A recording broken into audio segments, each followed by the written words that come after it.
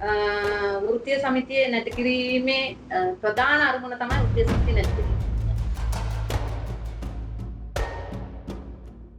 Freedom of associations and the right to collective bargainings are enshrined in the Universal Declarations of Human Rights. However, under the guise of COVID-19, these rights are being threatened.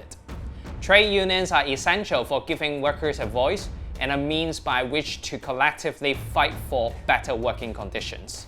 Discriminations and harassments of union leaders and members in the garment industry is not new, but now factories are using the COVID-19 pandemic as a reason to selectively downsize, targeting unions members for harassments and dismissals, sometimes en masse.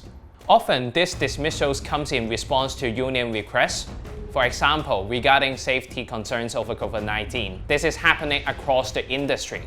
In the past few months, the Clean Clothes Campaign Network have documented more than 30 cases of union busting in Sri Lanka, Myanmar, Cambodia, Morocco, Bangladesh, India, and Indonesia.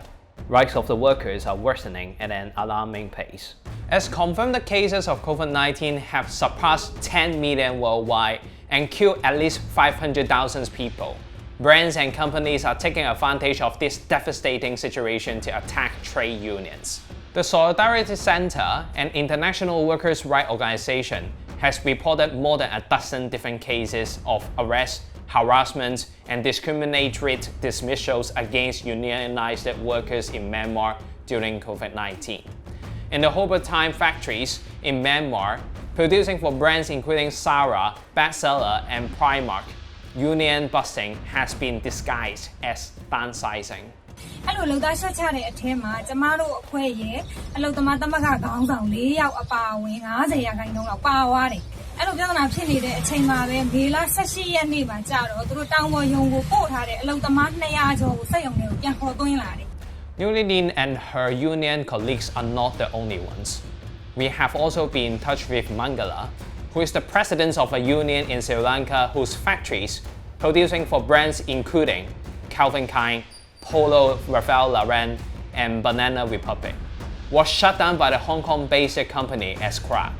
The company has pressured workers to resign and obstruct union activities. Hi Mangala, thank you for talking to us. Would you tell us a little bit the situations in Sri Lanka now? මට වැඩට එන්නත් ඒගොල්ලෝ කළමනාකාරීත්වය අවස්ථාවක් ලබා දුන්නේ. ඊට අමතරව අපේ ආයතන පහෙන්ම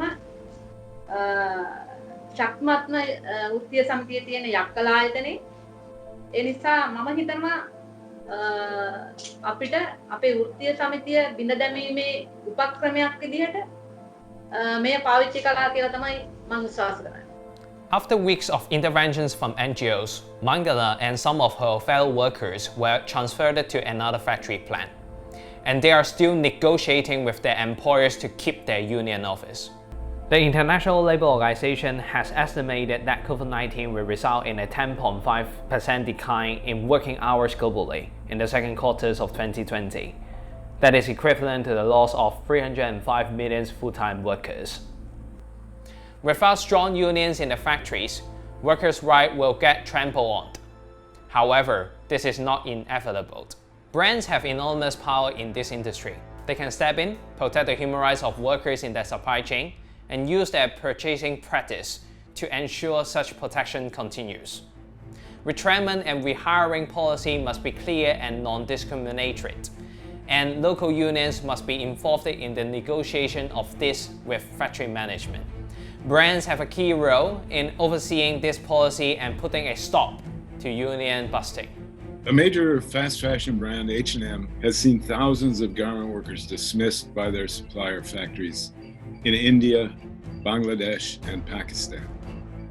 Union factories, union organizing campaigns, and protesting workers have been targeted by H&M suppliers. In India, Gokaldas Exports in Bangalore illegally closed the only unionized factory in their 20-factory group and laid off 1,200 members of the Garment and Textile Workers Union.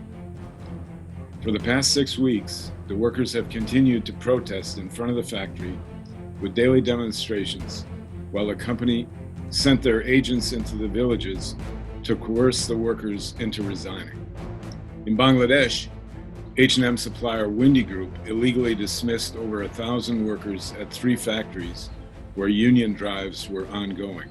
In Pakistan, several thousand workers at H&M supplier Denim Clothing Company were dismissed illegally without owed wages, and when they protested, company security fired on the workers from inside the plant. This pandemic did not create the exploitative conditions of the garment industry, but it is bringing them to light. ඉදිරියේදී එන දේවල් වලට අවම විදිහට මේක විසඳා ගන්න ක්‍රමවේදයක් සකසන්න හැමෝම එකතු වෙලා සාකච්ඡා මාර්ගයෙන් විසඳන්න ඕනේ කියන එක තමයි අපි කියන්නේ. Freedom of association, the right to join a trade union, is vital in terms of protecting workers' human rights. We must not let garment workers' rights become another victim of COVID-19.